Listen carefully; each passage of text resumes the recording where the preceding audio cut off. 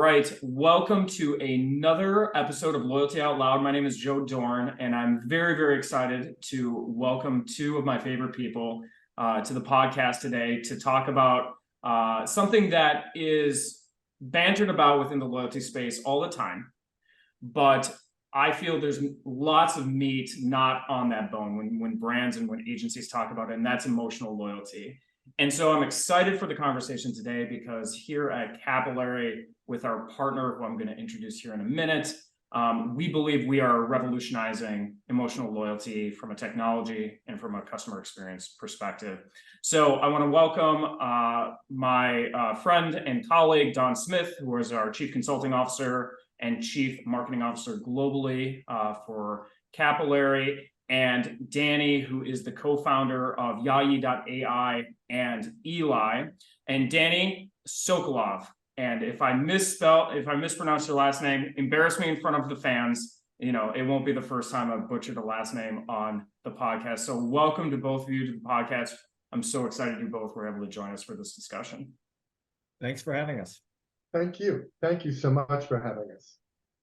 All right. So as someone who works with clients day in and day out on loyalty programs, both big and small, across a number of industries, we have noticed for a long time, and this has been highlighted again and again by Forrester, that loyalty programs are moving away from being transactional the way they are in travel and hospitality, and they're becoming more experiential. And as that evolution occurs, understanding emotional loyalty with your members is critical, but what does that mean? And how do we actually go about the process of doing that? And how are we actually able to give companies the data that they need in order to measure that emotional loyalty? You will hear, white papers written, and you will hear various podcasts talking about this in the abstract. You need to understand, where the pain points are in the user experience. You need to understand what people care about. You need to give them offers that are meaningful, but nobody ever talks about the blocking and tackling of how we make that happen. So today's discussion is going to be around just that. I will let both of my guests introduce themselves and talk about their various focuses in the world of emotional loyalty. And a very exciting moment for us on this podcast is we're formally announcing our partnership with Yawye and Eli, Danny's company. I'm going to have Danny go first to introduce himself and his company and what they do in the space of emotional loyalty. So Danny, over to you, sir. Thank you so much, Joe. And hello, Don, again. It's wonderful to see you. Likewise. With that $1 million smile. I had a really interesting career to date, and it's centered on how to create stickier. I'm going to use my best non-marketingese terms, but how to create stickier relationships between brands and consumers. How do you create that stickiness? Loyalty is the official word. Stickiness is a word we used even before loyalty was bantered around a great deal. And there were various different methodologies we used to create that, short-term, long-term. But what I became increasingly curious about was, well, how do you measure it? How do you actually quant it? How do you put a framework to it that measures whether you're getting stickier or not? How do you do that down to the individual consumer? And just generally, what's out there to do that? What solutions exist? And what I found was that there weren't any solutions on a day-to-day basis. And I have an enormous amount of passion and respect for, the Brierley quotient, and we'll let Don talk about that later. But in terms of actually measuring it on an individual level and scaling that to millions of people and doing that every day, and tagging that in relation to offers and rewards versus products or experiences, the more I looked into it, the more I found it was a giant hole in the market. And I'm a serial entrepreneur, and I love tackling really big problems. and learning and building teams of people who know about things that I don't understand. And so that started my journey. That really initiated what at first was Yawye and is now Eli, Emotional Loyalty Intelligence. And I'm not going to hog the mic anymore right now, except to say that we've built a product. You guys have kicked the tires. So far, you haven't kicked us out of your building, virtual or otherwise. Who knows what lurks around the corner tomorrow? But we have something that we can deploy together, and together is the important word, because we don't stand alone as a solution. We stand as a solution where our data, our insights, and our reports are integrated into your very sophisticated systems. But as I like to say it very simply, I kind of think you were 2/3 of the way there, right? With with transactional and behavioral insights. And I think emotional loyalty is that third big quadrant, right? That completes a 360 picture of the consumer and how to respect them. Not just how to sell more stuff to them, but I think in a modern 2023-24 framework, how to respect the consumer, respect their attention, not trick them, not foil them, but create that relationship that says, I like these guys, or I love these guys. I love this brand. I want to stay loyal to them because it's two-way. Anyway, enough said for now. Don? That's awesome, Danny. And Don, I'll turn it over to you to give your thoughts and to introduce BLQ as another part of this equation. And we will be getting to, as we get further into this discussion, exactly what these technologies are and how they work. But Don, over to you to intro BLQ. Yeah, thank you. So Don Smith, look, I've been in the consulting game designing loyalty programs for 16 years at Brierley. We just recently became part of the Capillary family of brands. It has been a fantastic synergistic relationship. One of my passions, as I'm a statistician by training, and so one of my passions, leading analytics, working with lots of loyalty data, has always been trying to get at what Danny was talking about. What is the real affectation that customers hold with respect to a brand? And can it live with a velocity beyond the transaction into something that goes much, much deeper and extends the lifetime value of a relationship? Because it's really tapping into a notion of authenticity, right? And so we've tried, and so one of my passions, we spent 3 years at Brierley investing in a lot of panel research. We talked to over 30,000 consumers and markets. We studied over 100 different brands. We auditioned over 100 different questions, trying to get at the attributes that trap in to rational versus emotional loyalty. And we did some deep factor analysis and found out, you know what? There are a few attributes that everything really boils down to. And number one, you've got to have rational loyalty. There's no question about it. That means that customers trust, they think that your product is good, it's high quality, the prices are fair, they would use it again.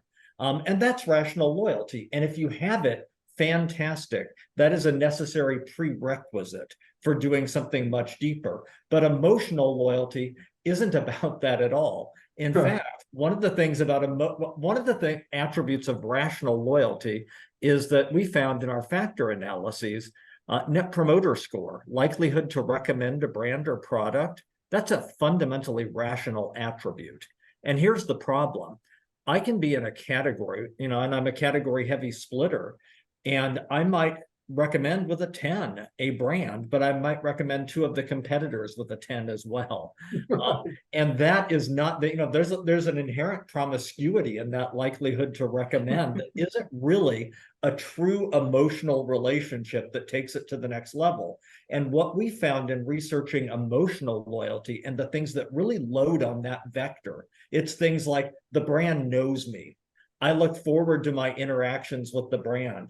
I would be devastated if the brand went out of business tomorrow, right? And we start tapping into those dimensions and we find out, wow, there's a lot more going on there. And so, BLQ for us is a simple voice of customer methodology where we ask 7 questions rational, 7 questions emotional. We take those responses and put them into an algorithm that we trained with behavioral data over a 3-year period when we first created it, and we continue to refine it to predict customer lifetime value, short-term value, and many other attributes. And so we know that it works when we score this. And we can easily go for our clients. We do this in every QBR. We'll go in and we'll ask questions of their customers. But most importantly, and if you take nothing else away from my spiel on emotional loyalty, don't just measure it for your brand. You must locate yourself contextually within your competitive set. Ask the same questions of people who are shopping other brands as well, and find out where you're over and under indexing, because there's always a story there, and that story is always actionable. And I think that's why our voice of customer solution, BLQ, is pretty compelling and pretty powerful. But man, when we're talking about what Danny's bringing to the table and the new offering, we're testing, a voice of customer solution using random sampling. And Danny's solution is filling in the other half of that equation, which is getting to one-to-moment inflection points. And it's those one-to-moment where a customer's on the site and they've had a bad experience and they're letting you know I'm not happy, or they're letting you know I was just amazed. That's the magic that's very different from tracking a general perception of a brand to a point in time, which might be very, very actionable as the brand moves forward. Absolutely. And I think we need to transition next to let Danny talk about what Eli is and how it works with our platform. I'm going to give some context here, and Danny's heard me sell it this way, with several of our clients as we've brought this technology to them. So Don's an executive platinum on American Airlines, and he spends a lot of, Capillary's money with American Airlines every year, flying around the globe, meeting with all of our clients and doing QBRs with the BLQ. And by the way, the easiest way to wake up a client at the beginning of a QBR before everyone's had their coffee is to have Don do the BLQ presentation. It's incredible. But getting to that contextual real time, if Don has a bad flight on American Airlines needs to reach out to him immediately. And what loyalty programs, the big ones and the small ones today, no one has a capability until now to know that in real time in a very intuitive way. So Danny, explain the technology, explain how it works and how it's integrated into the Capillary platform, so we have that understanding for the rest of the discussion. Sure. The first thing I want to talk about is authenticity, which is a word Don just flew into our sphere. It's such an important word. Authenticity requires cultural relevance. To be authentic, you have to be culturally relevant. And the first problem we had to solve in order to capture consumer emotions spontaneously in the moment was to kind of land on a language, a digital language that was broadly culturally relevant to hundreds of millions or billions of consumers. And to cut to the chase, the humble emoji, the humble language of emoji, turned out to be that language. We didn't invent it, of course. Consumers elected it in the digital world as their language to express their emotions in the moment. So we had to go on a journey, and we had to, look at, the hundreds or thousands of emoji and kind of boil that down to what's business relevant. I'm not measuring whether, my boyfriend loves me more or less, or how much my boyfriend or girlfriend loves me. We have to measure stickiness to a brand. And so we boiled those, that large emoji set with a lot of experimentation down to a set of, for the Western world, 7 emojis we call into an emoji keyboard. We did a lot of it. We did a lot of work which has been patented vector work to make sure that the translation of emoji to emotion was being done correctly, so that we could really capture those emotions. We did a lot of work on, you know, some people talk a lot, some people talk a little. How do you normalize that frequency? You know, we did an awful lot of work on the algorithms applying valences to these emoji, so we could actually score emotions. If I say, gee, I really like Joe Duran, how much do you like him? Like, that matters. Intensity to emotions matter. So with this emoji keyboard, what we've, you know, proposed and been accepted by Capillary is that we would integrate the keyboard together into one or more of either the front end, you know, the way people interact with brands, either through email, mobile application, or web application, all three or one of the three.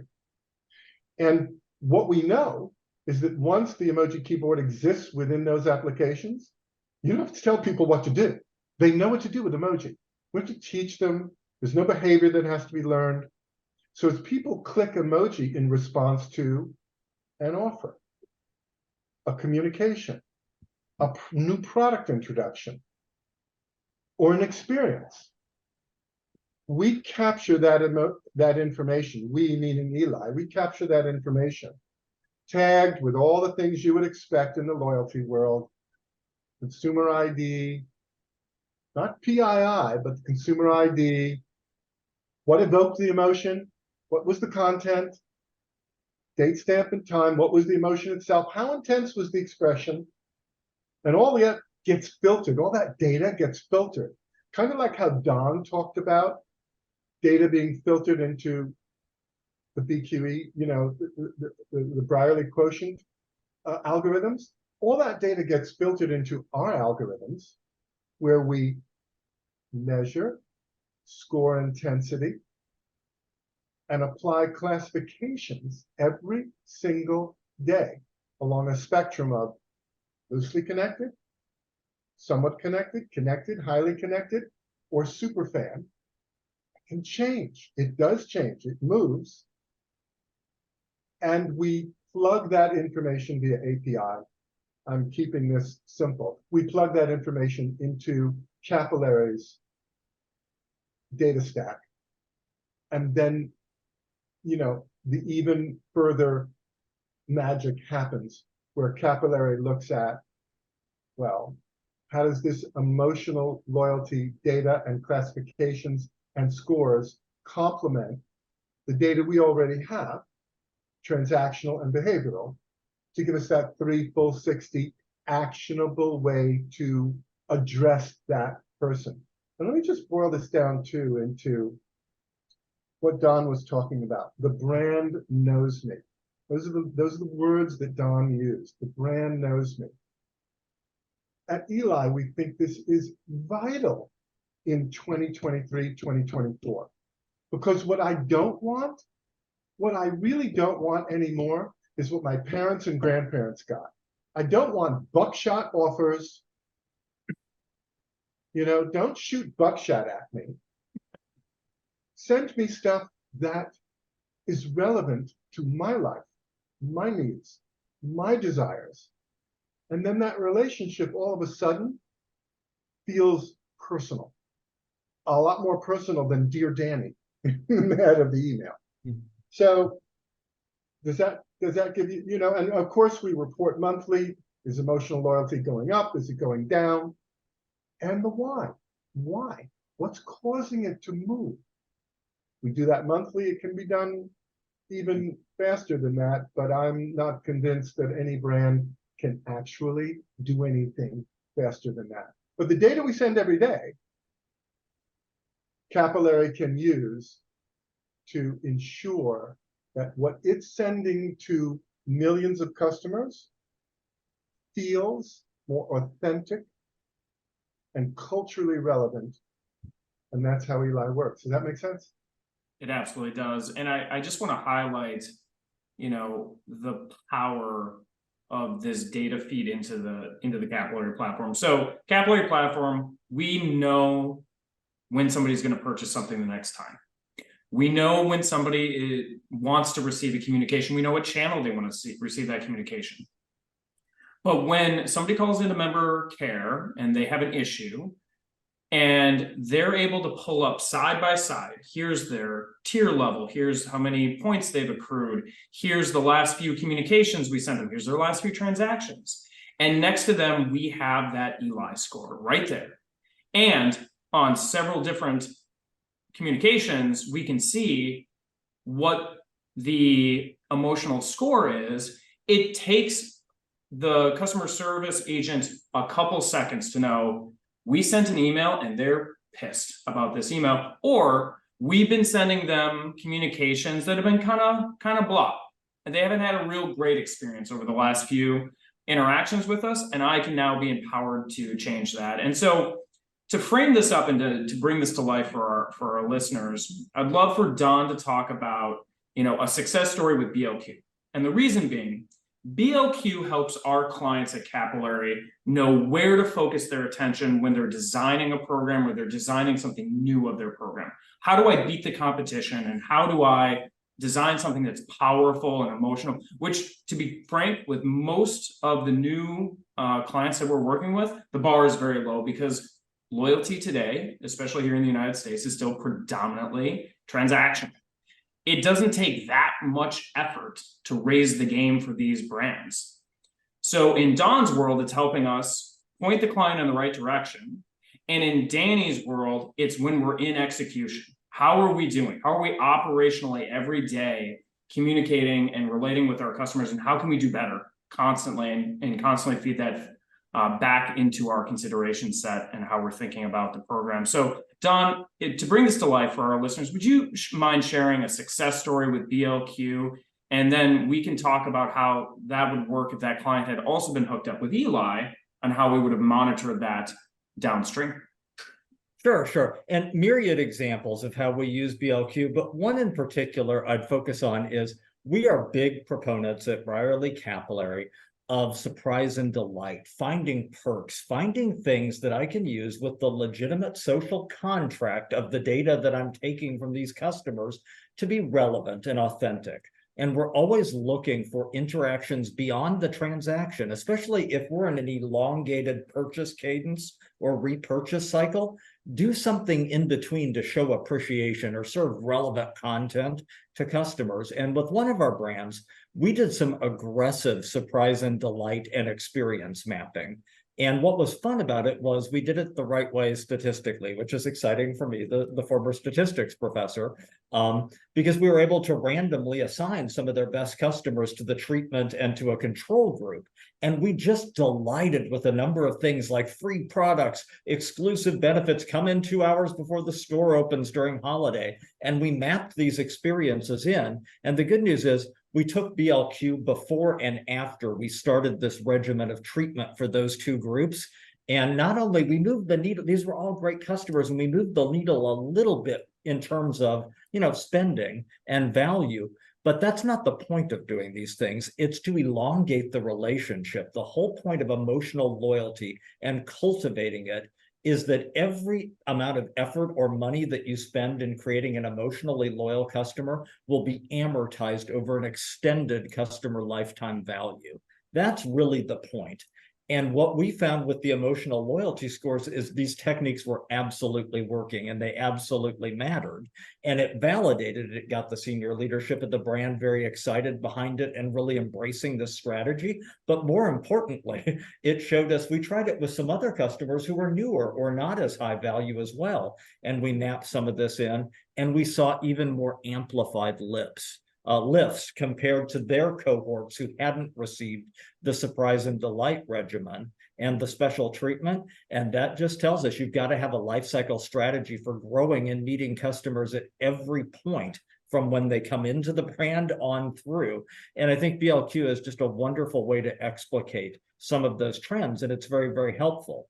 But let me kind of take, because we have lots of use scenarios. We've looked at products, we've looked at bad experiences. We've done BLQ with a client that had a problem, like with one of its products, might not have been as high quality as other things that they were selling. And immediately we did the correlations And we're like, look, emotional loyalty scores are tanking for folks who bought in that new product category. It wasn't up to your standards, and you better take remedial corrective action to turn it around. And they did. But I think here's the hook with what Danny's talking about and the emoticon world of real-time inflection points. And that is one of the things we found out about emotional loyalty is it confers what we call a forgiveness chit.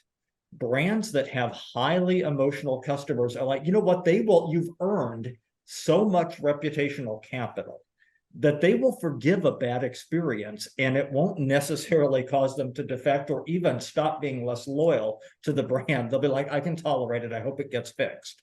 And it needs to get fixed. Here's the real-time inflection hook. Let's say I'm a highly emotionally loyal customer, and now I've been on there and I have this shot with what Eli's offering, and I've just had a rotten experience on the website trying to deal with a return. And I've got this emoticon, and I can just put a frowny face and say, like, I am not happy.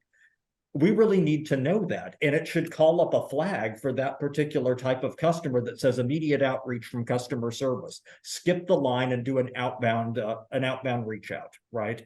And do this immediately to make it right. And similarly, for other customers that haven't earned a forgiveness chit, the situation might even be more critical, because we may find that we've got a customer who's had her first transaction or has just joined the brand, and now they've had a negative experience, and they're not going to confer forgiveness. We may have lost them at that point, and it probably requires a different escalation and tactical outreach solution. And the point is to mine that with the data and look at what's on the table and really take that inbound inflection data, and marry it with some of the other things that we're scoring and modeling to come up with much more sensitive, personalized solutions as we move forward. So I think it's filling in a lot of gaps for us. If I could Totally just agree. Go ahead, Danny. build on that for a second. When there's a negative emotion expressed in Eli, and right now there are 3 key negative emotions: anger, frustration, and disappointment. And without boring anybody listening, those are very different emotions: anger, frustration, and disappointment. But if any one of those are clicked, we inform Capillary within 60 seconds. Within 60 seconds. That's not part of a daily end of day sweep report. That goes into the express lane of, hey, whether it was on the website, whether it was related to a product experience. And then, just as Don said, Capillary can figure out algorithmically, is this a first timer? Is this somebody just getting their first piece of hardware from us? Or is this somebody who has earned a lot of chits and has a high transactional value? Where should we place that response? And we know, are they angry? How angry are they? Are they disappointed? How disappointed are they? Are they frustrated? And so then customer care can reach out with a much more personal engagement and interaction. Hey, Don, we are so sorry to hear you were disappointed by X, Y, and Z. Let's fix that. That's a whole different thing than, what was your problem? Which makes you relive it, which makes you even more frustrated or more disappointed or more, because time is all we have in the bank, all of us as humans today. So anyway, yeah, it's so exciting to be able to integrate this kind of data, both positive and negative, into a sophisticated platform like Capillary and Brierley, where not only do they have the technical chops to do something about it, that's table stakes, but just listening to Don, and it's candidly so inspirational, and the other people, Rachel and the other sort of incredible people on your team, you have the intellectual chops to kind of understand how to leverage Eli's data, and that makes it even more exciting for us. We're a technology company. We don't have the entirety of the picture like you do, but as we progress together, we will build stickiness. We will elongate. We will understand how to address people more specifically, more authentically, more culturally relevant. And if there's a problem, like, we can deal with it on a near human level, right? These are all very exciting, big leaps forward. I totally agree. And one part that I want to highlight in this discussion is what Don said at the very beginning of the social contract that brands have with their consumers. And I think that's so important. Eli, for us at Capillary, is an investment in our clients to make good on that social contract. When I reach out to somebody, I know where the problem was, exactly how Danny said. I know what they're feeling to a much greater extent than I did before, which before I just knew you're upset, you sent a message into customer care, but I don't know how upset you are. And I don't know what you're upset about generally. And so this is about, we are stewards of our clients' customer data, and we are responsible for making the most powerful programs in the country and across the globe, quite frankly. And in order to do that, we need technologies like Eli to make good on that promise. So, Danny, for brands out there, hopefully listening today, you know, one of the things I'd love for you to talk a little bit about is how this gets set up. Both on the front end, you talked a little bit about the APIs that are connected into the Capillary system today, feeding us that data in near real time, especially the negative emotion data, under 60 seconds. But if you could just talk about, you know, what this takes to get set up and how easy it is, so that when the phone starts ringing, you know, they'll already know how straightforward and easy your team has made this process, which is leveraging years of research and leveraging, you know, patented technology that doesn't exist elsewhere in the market. So, sure. So it all starts with brands own their digital real estate. They own their real estate. And their real estate, their email, their mobile applications, their web applications, those are their touch points directly to consumers. So the first question is, what's the lowest friction, easiest way for us to integrate into one or more of those platforms? And there can be different answers depending on how they've set up those platforms and at what stage those platforms have reached certain engagement. And then really it's as simple as our team, you know, in a dev environment, integrates the emoji keyboards into that digital real estate.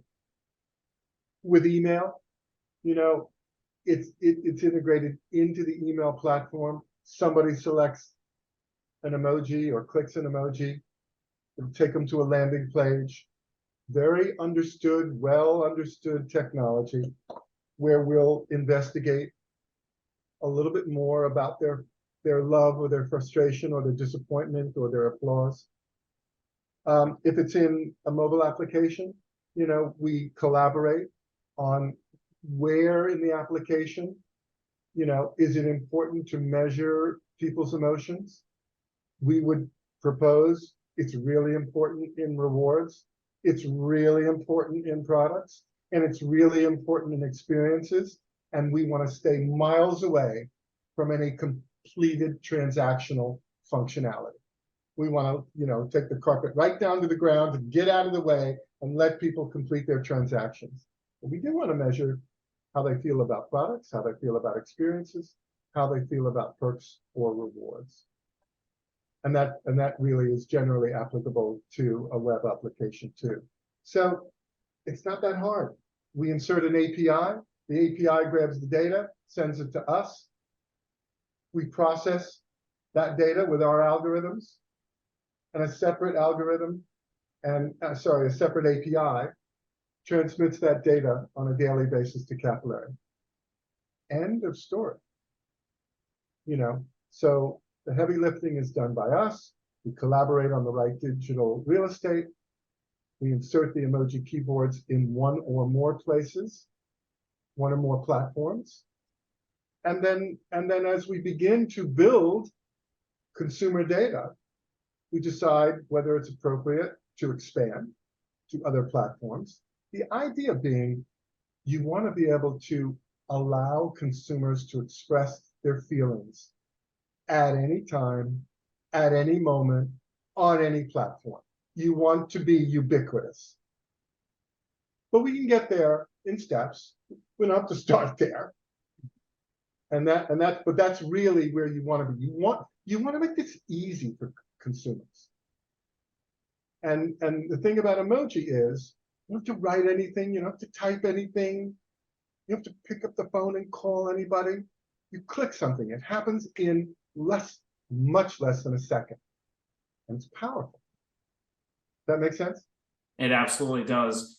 And, to sort of, round out this conversation, Don, obviously you and I, as a member of, the Capillary team, believe Eli is a part of the future of emotional loyalty. Yes. And, this is a trend where it's going, and it's something that we can deliver to clients, both existing and new, in a matter of weeks, not months. This is something that, leveraging our true enterprise SaaS global loyalty platform can be brought to life very, very quickly. And Don's team can help clients point to where this should go, and Danny's team can help implement it very, very quickly and get it rolling. But with all this talk about emotional loyalty, how we're using this technology to have very, very powerful interactions with our clients' consumers, Don, where is all this going?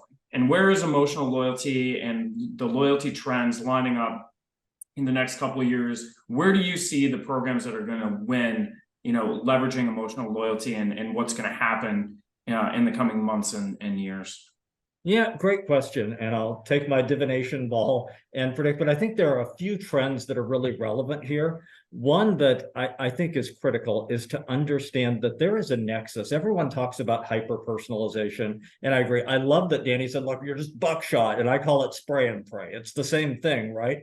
And I still think that is the predominant flavor of communications in contemporary marketing across the globe.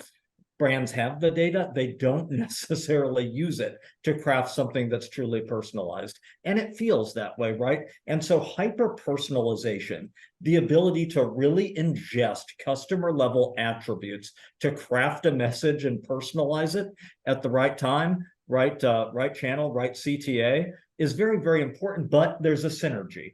And I believe hyper-personalization is going to be most effective when it is operated in concert with clienteling. And clienteling as a trend is where we empower associates who are customer-facing for a brand, to deliver a personal message and speak to the client. And if we can arm that customer service agent, that sales clerk, that cashier with data, right, that's based on the hyper-personalization from the data attributes and consuming prior experiences or immediate experiences, we've got a real winner, right? If I go into a store and I found out, wow, this person had recently had a really bad experience online trying to return a product, they were frustrated in the language of the Eli emoticon, that should be stored there. And imagine how much more personal now when I'm going to the register and the associate says, it looks like you might have had a little trouble before. I'm sorry that happened. Have we met your expectations today? And they might even be able to, and I do have a special offer for you too, since you're such a good customer, and they might be able to deliver something. It's the little things. It won't work in every situation. You can't overcomplicate it. But one thing we do know about store associates, about salespeople, about customer service agents, they like to help, and they feel good when they can help and facilitate and delight a customer. And if we can arm them with that data at those real-time points to do a better job and to do something that's more authentic and personal and consume that emotional loyalty data, it's there. And so I think having that experiential clicker of here are the ways the customer felt, and can we put that in to sort of a pulse of the customer? Very, very powerful. And so I see that as probably the number one trend, this nexus of letting emotional loyalty inform hyper-personalization meets clienteling. But similarly, there's one other trend that I think is important. The younger the consumer, the research is there. philanthropy, commitment to social issues and to doing the right thing is definitely there. And younger consumers are more concerned about it than old, as everyone is, but there's definitely an age and cohort effect to this. And what we like to think of, I think the next trend in loyalty is rational post-materialism. And what I mean by that is all loyalty programs are like, look, you can donate your points if you don't want them to your favorite charity. But everyone who has studied this knows that that is a rare event, a very minority event, in fact, because we want programs appealing to a customer's self-interest. We want them to earn their reward and feel good and feel like the program's working for them. But if we do it in a way that is coterminous with social issues and charity, like you're not only earning for yourself, but you're co-earning with your charity.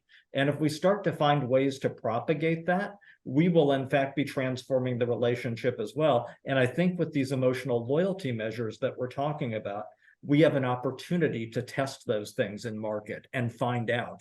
We will find out in real time. If I say, hey, you earned a $5 reward today with brand X, and right now you have a choice too. Which of the following charities? Is it Wounded Warrior? Is it Children's Miracle Network?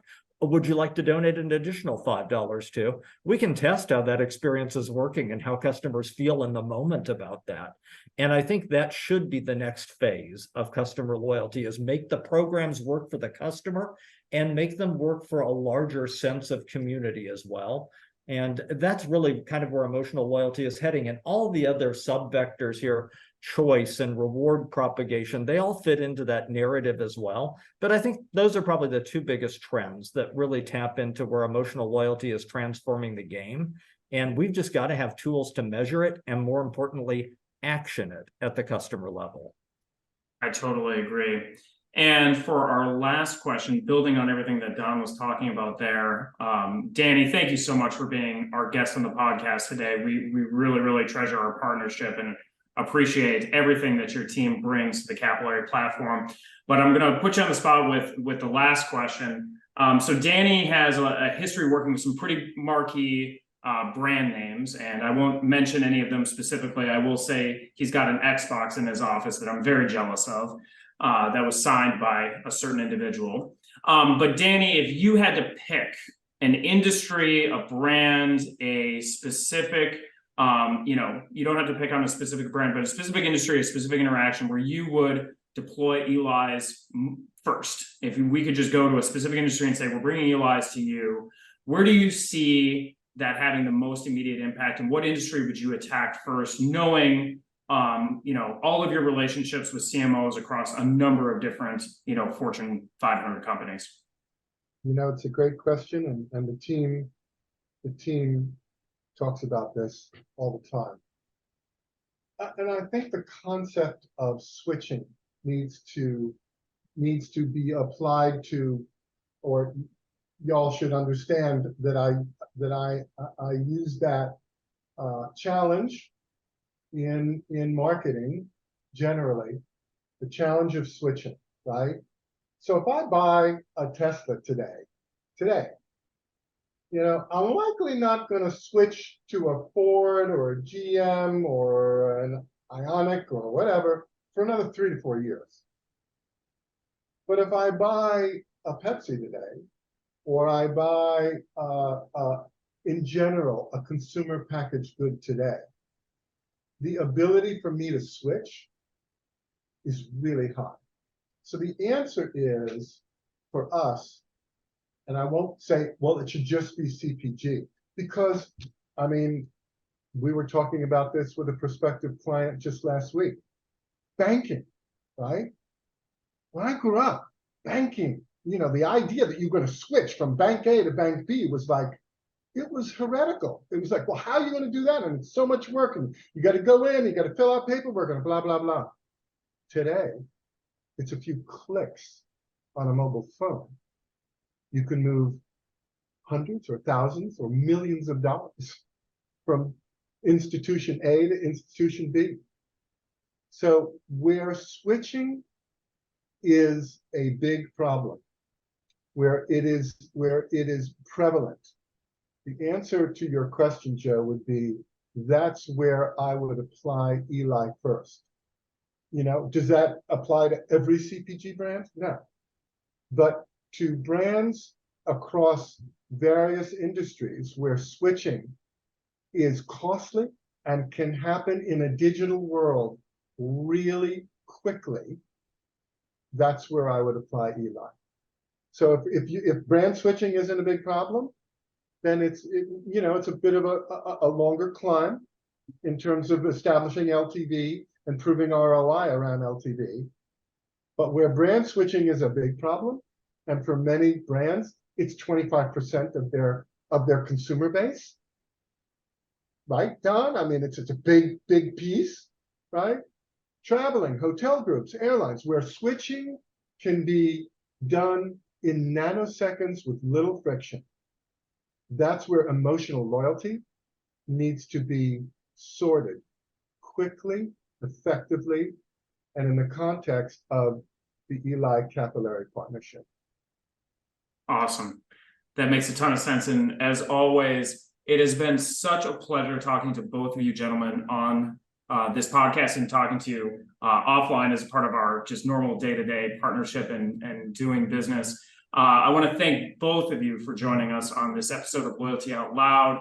I've been joined today by Don Smith, Chief Consulting Officer and Chief Marketing Officer for Capillary, and Danny Sokolov, who is the co-founder of Eli and a partner of Capillary. Gentlemen, thank you so much for the time and the conversation, and look forward to seeing you both again very soon. Right on. Thank you. Thanks, guys.